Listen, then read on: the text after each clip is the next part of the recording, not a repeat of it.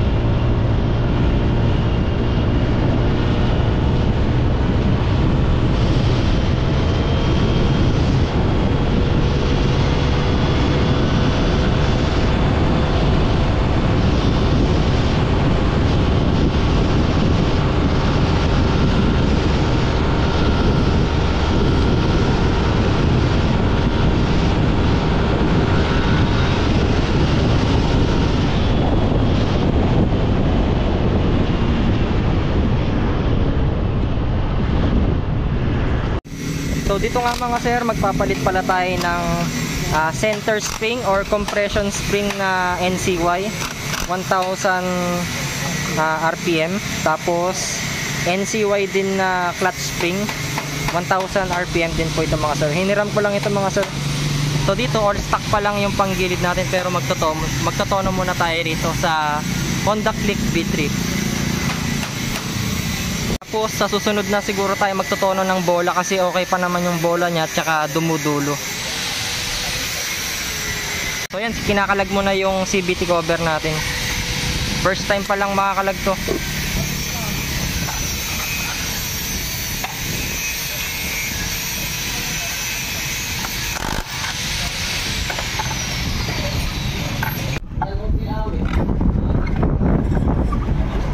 $800 lang yung stock niyan eh. Oo, 800. So dragging na rin siya. Gas-gas na ganyan agad, no? Gaskasin na natin yan. Kaya na nakabakla.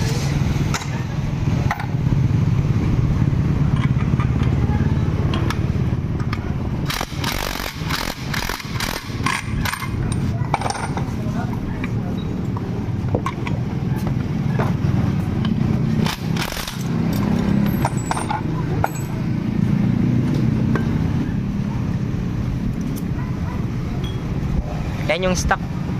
Medyo malambot, no? Dito para dumulo rin siya tol, no?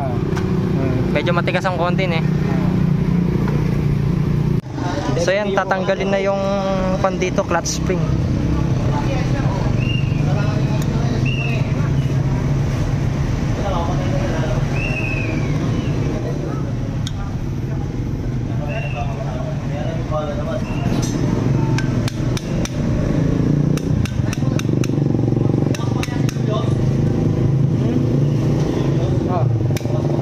Bukas pa yun, hindi naman nagsasara. Meron.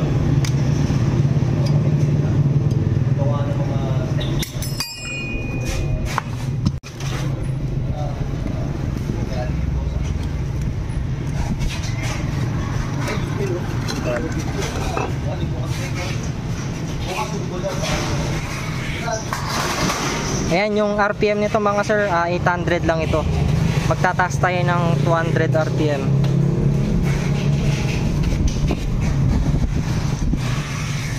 Tapos sasabihin natin all stock. First stop, scam.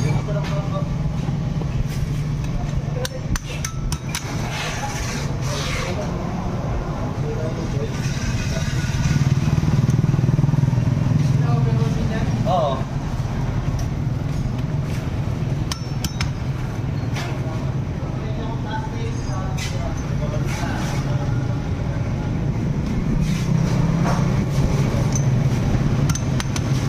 So ito ilalagay na yung compression spring or center spring na NCY 1000 RPM.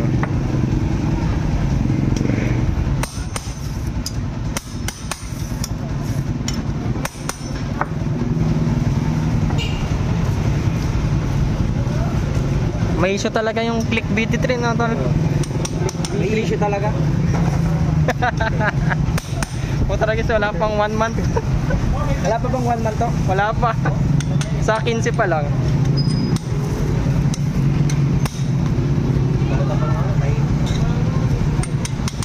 Buti kuan, hapon na kayo nagsasara dito pag linggo. Oo. Hapon talaga to. Hindi pwedeng ako. Tsaka buti nga araw-araw na kayong bukas, no? Oo, bukas na lang. One day off. Depende na lang sa amin kung mag-day off. Ayan, so ganito yung technique pagka maglalak na kayo. Inaapakan siya. Tapos after nito, susubukan natin yung top speed niya. So bali naka big tires pala tayo. Ayan, Racing Boy na 5 spokes by 14. Tapos Box open. tawag dito, Beast tire na flash 110 by 80 by 14. Tapos sa harap 100 by 80.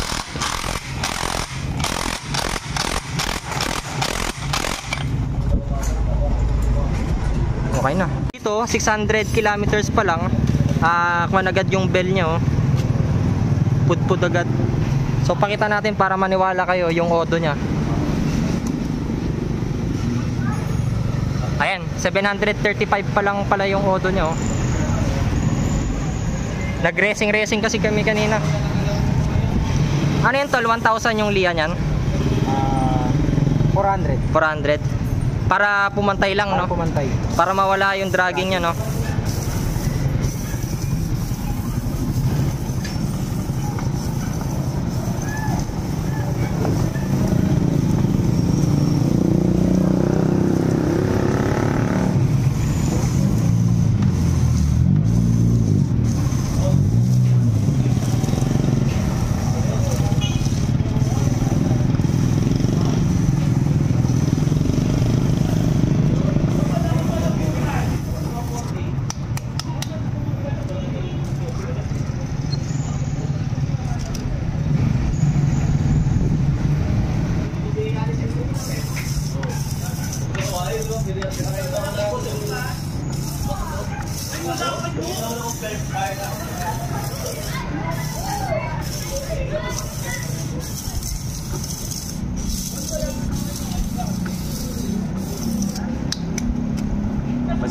Okay na. Ayan, pumantay na siya. Para mawala lang yung dragging. Okay, salpa. Ating konti. Sige lang tol. So dito nga mga sir, papahanginan ko muna kasi medyo madumi na yung loob. Tapos tsaka na lang natin papalinis yung CVT. Madumi ka agad, no? Wala pang 1K auto, no? Ganyan na kaagad kadumi.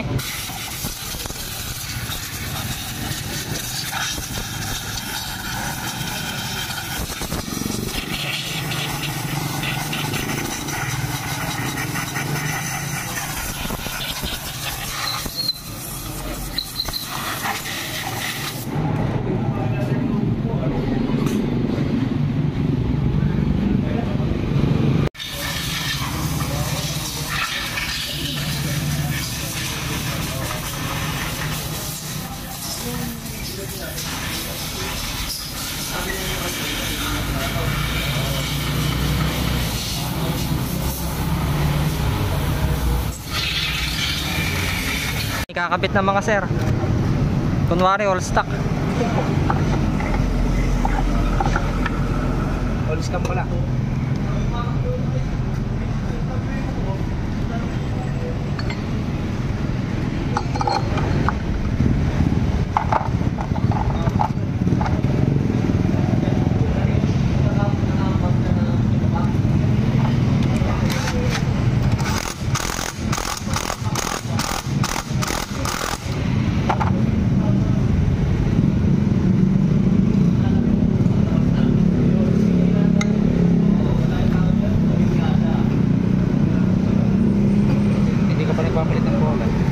Tsaka na, dumudulo pa siya eh. Dumudulo pa na. Kasi yung 14 ko naiiwan eh. Nakita ko yung vlog nyo eh. Yung sa click na isa. Oo, yung 14 no. Naka-remap. Iniwan yan eh. Dumudulo to eh. Oo. Puli na lang no, tas 15 na lang ulit no. Stock bolan eh. Namimi yung nagawa. Naka-JVT set. Yan.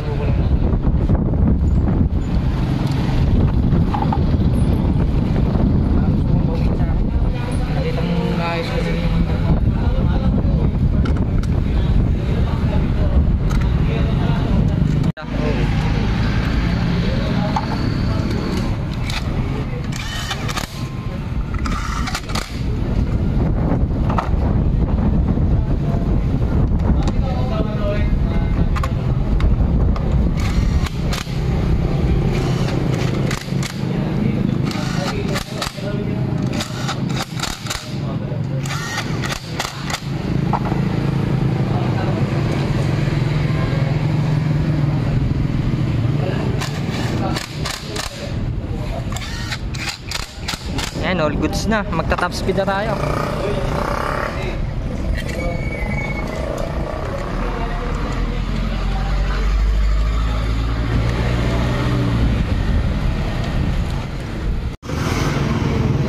Ha? Nawala yung dragging niya, no? Tapos parang, kan siya, no? Parang pigil, ne? Yung parang, kasi matigas siya, di ba? Ayun na, try na natin mag-gun. Shoutout kay Motor Review. Top speed niyan.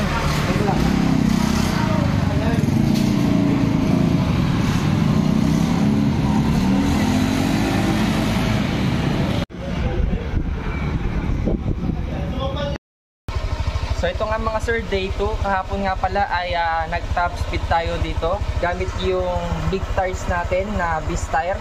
So yung sukat pala ng gulong natin sa likod ay 110 by 80, tapos sa harap ay 100 by 80. Tapos naka-slim type tayo na mags na RB5, no? So bali medyo magana rin tong mags natin. So ang top speed niya kapon ay 108, pero nung all stock siya, kaya niyang mag 112 mga sir.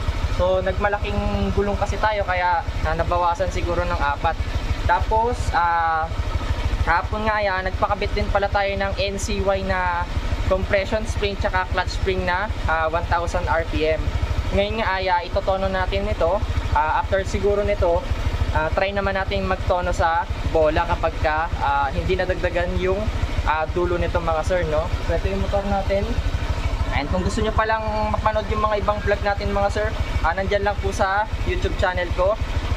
Panoorin nyo na lang po, no? Tapos nasa pin comment at sa description box lang yung mga link na pinagbibili natin sa Shopee. Tara, let's go!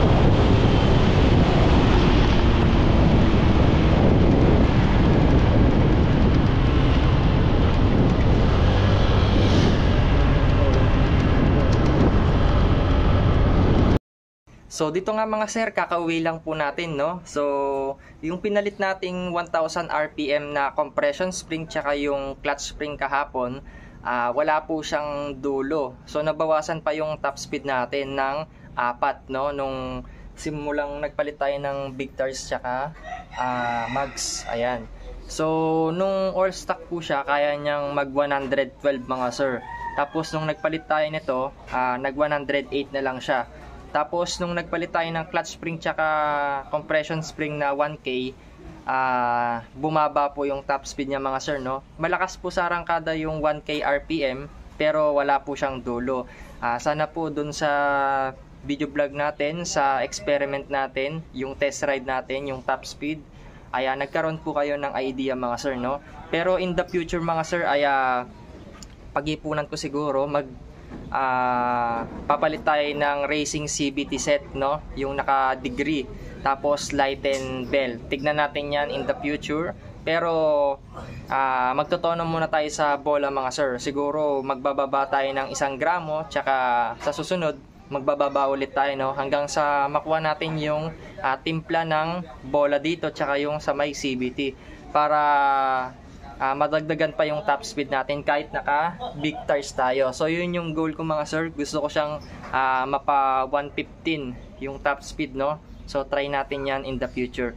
Tsaka kung mahilig po kayo sa mga ganitong klaseng content mga sir, wag nyo sana kakalimutan na i-click yung subscribe button, pati na rin yung notification bell, para sa tuwing nag-upload po tayo ay lagi kayong ma-notify at lagi kayong updated. And thanks for watching. I know gold is not enough.